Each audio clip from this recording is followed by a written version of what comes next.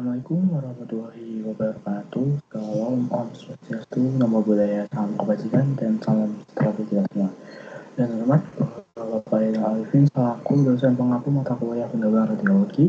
Jadi di sini saya Ahmad Julianto dengan tim 2404012024. Jadi di sini saya akan menjelaskan sedikit mengenai materi tentang dosimetri sinar X dalam pencitraan proyeksi dan tomografi terkomputasi. Nah, jadi di dalam materi ini itu adalah nanti dosimetri sinar X itu mengukur radiasi yang diterima oleh pasien selama prosedur sinar X penting untuk mengelola risiko terjadinya radiasi pancaran radiasi itu sendiri. Nah, kemudian dosis terap atau dry itu adalah jumlah energi yang diserap per unit massa. Sedangkan dosis setara itu adalah Sievert IQ yang menghitung risiko biologis mempertimbangkan sensitivitas oleh jaringan itu sendiri. Kemudian ada pencitraan proyeksi, yaitu menghasilkan gambar dua dimensi dari objek tiga dimensi menggunakan proyeksi sinar X langsung. Jadi ini adalah nanti dosis dari organ prosedur sinar X itu sendiri.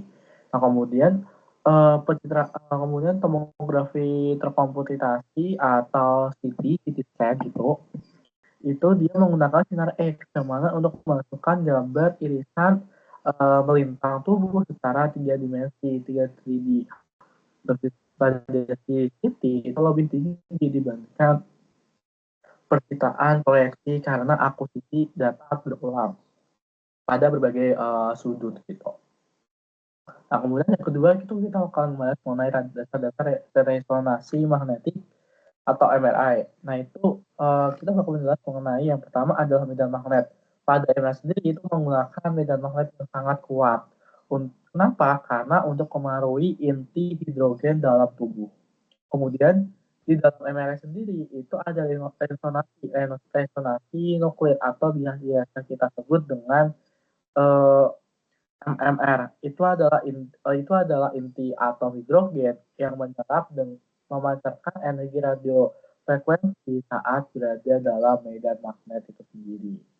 Nah, kemudian dalam karakteristiknya itu ada dua. Itu pertama karakteristik magnetik nuklir itu adalah ini atom pada protonnya itu memiliki spin yang berinteraksi dengan medan magnet eksternal sehingga akan menghasilkan sinyal NMR itu sendiri. Kemudian untuk yang kedua adalah karakteristik kontras jaringan itu akan dipengaruhi oleh waktu relaksasi atau T1 yang biasa kita sebut dengan elastic spin relaxed, dan T2 adalah relaksasi spin serta densitas proton. Kemudian untuk yang ketiga itu adalah tentang pencitraan resonansi atau biasa kita pakai adalah MRI yang lanjutan. Yang mana akuisisi gambar tingkat lanjutnya nanti itu akan lebih akurat seperti pencitraan difusi, perfusi, dan fungsional MRI untuk mengamati struktur fungsi dari otak itu sendiri.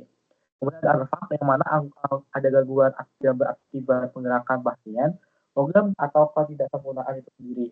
Kemudian ada spektroskopi MRI yang mana menganalisis metabolis dalam jaringan untuk mendiagnosa biokimia.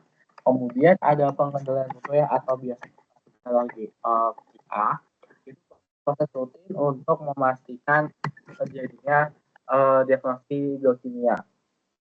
Kemudian ada penentuan lokal, itu adalah penggunaan gradien medan magnet untuk menentukan lokasi sinyal dalam tubuh. Kemudian ada biofek dan keamanan, itu adalah paparan dari medan magnet yang sangat tinggi yang dapat menyebabkan efek biologis, yang mana itu penting untuk mengikuti protokol keamanan dan kesehatannya, terutama untuk pasien yang dengan implan logam. Ini sangat berpengaruh. Kemudian untuk yang berikutnya adalah ultrasanografi. Pada ultrasanografi itu adalah merupakan prinsip dasarnya itu menggunakan gelombang suara, yang mana gelombang suaranya itu memiliki frekuensi yang paling tinggi agar menghasilkan gambar organ dalam. Kemudian ada konsep dari efek dari konsep echo pada USG itu adalah gelombang suaranya nanti itu akan dipantulkan kembali oleh jaringan dengan kecepatan berbeda agar menghasilkan suatu gambar. Nah, keuntungannya apa sih? Keuntungannya adalah non-invasif atau tanpa radiasi dan real time jangka waktu gitu. Nah, kemudian aplikasinya itu pada pemeriksaan kehamilan, kemudian pada jantung, atau ekokardiografi atau organ perut, dan workuloskopi. Nah, kemudian untuk yang terakhir itu adalah radioaktivitas dan transformasi nuklir. Nah, ini ada di kedokteran nuklir yang mana radioaktivitas adalah proses peluruhan inti atom tidak stabil dengan memancarkan radiasi alfa, beta, dan gamma.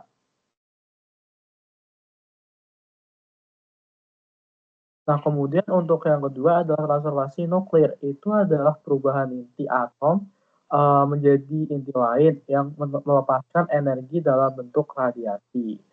Nah, kemudian yang ketiga itu ada peluruhan alfa. Itu adalah emisi partikel alfa yaitu 2 proton dan 2 neutron.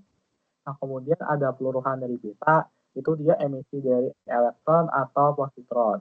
Kemudian yang ketiga adalah radiasi dari gamma, itu adalah emisi foton yang berenergi tinggi.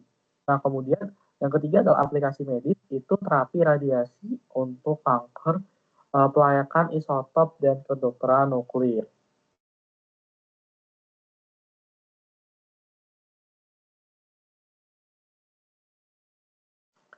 Nah, kesimpulan dari materi yang di sini itu adalah menyakup prinsip dasar dan aplikasi yang berbagai teknik pencitraan medis, termasuk dosimetri sinar X, kemudian MRI, USG, serta konsep dari radioaktivitas dalam transformasi nuklir.